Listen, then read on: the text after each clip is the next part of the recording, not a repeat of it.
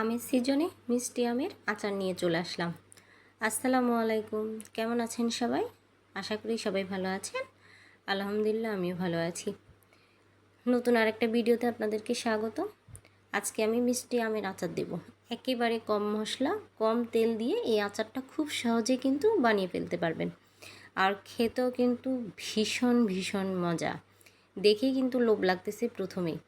যাই হোক, তো এই হালকা একটু তেল দিব, আর তেলের মধ্যে আমি পাঁচফোড়ন আর তেজপাতা দিয়ে ভালো করে একটু ভেজে নেব। আর আমার যখন ভাজা হয়ে গেছে তখন আমি এটার মধ্যে আমটা দিয়ে দিব। দেখেন কতটা আমি লোভনীয় লাগতেছে, আচার তো পরের কথা। তো আমি এখন মশলার সাথে হালকা যে জিরাটা দিলাম আর তেজপাতাটা, ওটার সাথে আমটা একটু ভালোভাবে মিশিয়ে নেব। কিছুক্ষণ নাড়াচাড়া দিব। নাড়াচাড়া দেওয়ার পর একটু রান্না করব, আর রান্না করার পর এটার সাথে আমি একে একে সব মশলা অ্যাড করব। এই যে হলুদের গুঁড়া দিয়ে দিলাম, এরপরে এটার সাথে আমি মরিচের গুঁড়া দিব অল্প একটু, আর হচ্ছে পরিমাণ মতো সামান্য একটু লবণ দিবেন যাতে খেতে ভালো লাগে। আর এটাকে এখন ভালোভাবে একটু মিক্স করে নেব। আর মিক্স করে নেওয়া হয়ে গেছে আমার।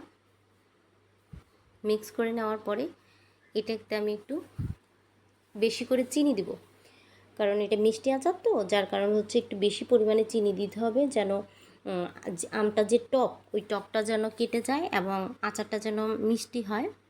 এই জন্য বেশি চিনি দিতে হবে, যার কারণে বেশি চিনি দেওয়ার কারণেই হচ্ছে এটার মধ্যে মিষ্টি আচার।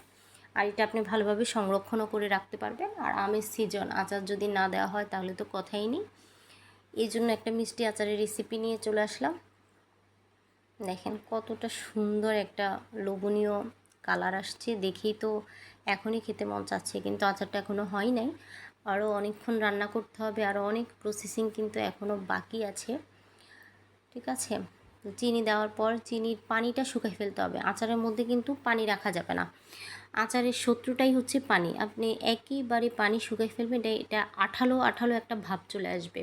ঠিক আছে, যখন আপনি বুঝবেন কিভাবে যে পানিটা শুকিয়ে গেছে, এই যে দেখেন একটা কালার পরিবর্তন আসবে, তারপর হচ্ছে আঠালো একটা ভাব আসবে, তখনই আপনি বুঝবেন যে আপনার আচারের পানিটা শুকিয়ে গেছে। আমার আচারটা কিন্তু প্রায় হয়ে আসছে। তারপর আমি আরও কিছুক্ষণ জাল দিব যাতে করে পানিটা একেবারে শুকিয়ে যায়। আর পানিটা একেবারে শুকিয়ে যাওয়ার পর শেষ পর্যায়ে এসে আমি পাঁচফোড়নের গুঁড়া করে রাখছিলাম, সেই পাঁচফোড়নের গুঁড়াটা আমি এটার সাথে মিশিয়ে দেবো। আর পাঁচফোড়নের গুঁড়াটা মিশিয়ে দেওয়ার পর আমি কিছুক্ষণ এটাকে জাল করব, পানিটা আরও শুকিয়ে যাওয়ার জন্য এবং কালারটা আসার জন্য। দেখেন আমার আচারটা হয়ে গেছে। কেমন হয়েছে অবশ্যই কিন্তু কমেন্ট করে জানাবেন। আর সবাই ভালো থাকবেন, সুস্থ থাকবেন। আল্লাহ হাফেজ।